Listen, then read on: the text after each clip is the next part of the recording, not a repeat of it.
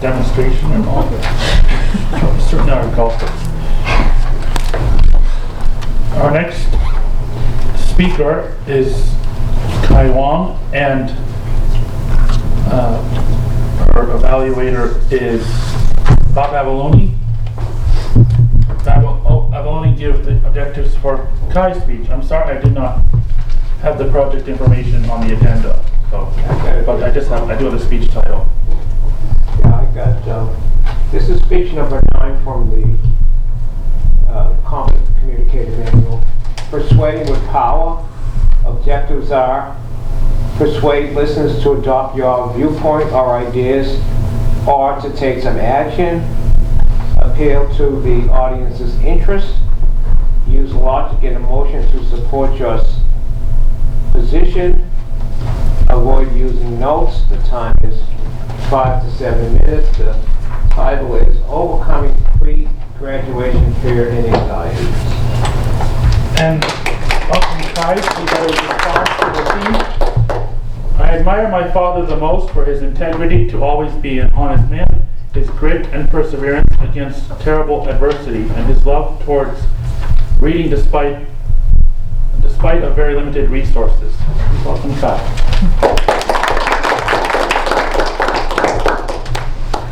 If you're coming close to me right now, there's a butterfly in my chest. It's flying frantically right now. I loved Jane's speech. I truly do.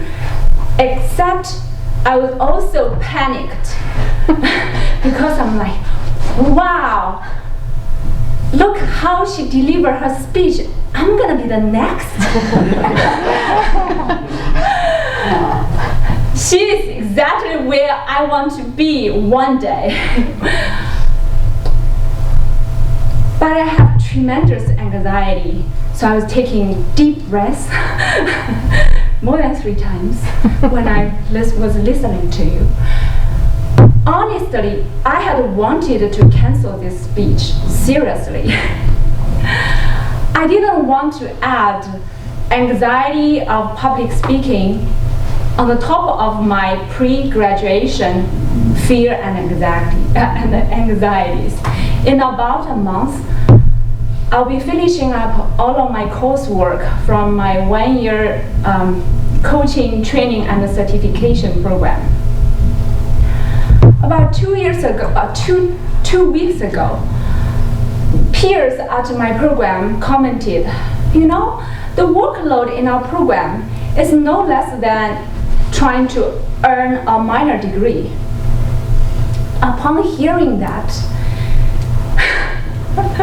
instantly, I feel there's a justification for my anxieties and even my worry, like maybe I'm not gonna be graduate on time. Like,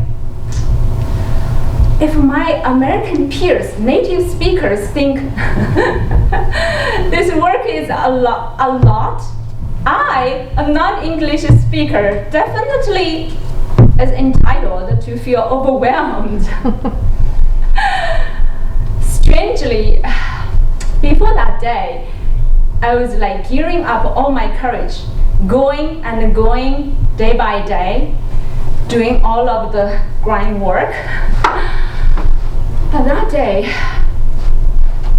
something changed a bit inside of my brain. There was something like going through my brain like this, like, maybe I should really postpone, you know? Maybe I should talk to, you know, my trainers, see if I can, you know, ask a few more months. And they're like, shame on you, you know, you already told friends you're gonna get certified, you know, your potential clients, and so there was just a rabbit hole going on in my mind. And after that, I just felt this apathy, you know, anxiety, so anxious, then apathy, meaning I feel freezed. I cannot take any actions. The more deadlines I need to meet, like to finish my homework, to qualify for studying the exam, you feel like, ew, I really don't want to do anything. I don't think I can do anything. So that's what went through for a couple of weeks in my mind, in my condition. So about a week ago, that's also the time when I really need to decide whether I'm going to do the speech. I reached the point that I just want to numb myself with snack, fast food, and Facebook, And there's another Facebook in Chinese which is called WeChat, and I do tons of that over that week. And I'm like, I don't know. Is this work I'm going to do and I'm doing really something I can do? It seems like people in my Facebook circle, they're all, just fine. They're run about their business just fine, It seems nobody noticed my work, or about it, or cares.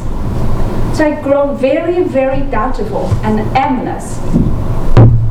So I don't want to do anything. You can see, I'm not a stranger to anxieties. All my life I have experienced these anxieties and worries. And I also want to ask you, have you ever experienced something like this? Like you set a grand goal, and just right before you come to the end, before that big day, you're like, no, I don't know. And also, it seems to try to make things worse. I start to develop this neck pain. I doubt, I'm suspicious. Maybe it's a result of like hours of work in front of screen, but maybe it's also a manifestation of my mental state. Sometimes, your mind can do that to you. But only this time, I'm like, maybe the training did something to me, almost a year now. I'm like, is this stage really serving me? Do I really want to dwell in this anxiety, this rabbit hole? So I decided to do something different. I did some research, and I found out anxieties and fear are emotions, right? You all know that. But what is associated with this? According to Harvard researchers, there are 3 things that are associated closely with anxieties. 1, your physiology, how your body reacts. 2, the way you think. 3, the language you talk to yourself, the self-talk. So I'm like, maybe I can do something to those 3 things. So I start to walk and talk to friends who can cheer me up. Then I go swimming, and I listen to music that can lift me up. And I build that into my routine. And guess what? Things start to change. And I was able to coach a client this morning who is going through anxieties. And it was successful. I recommend you try it.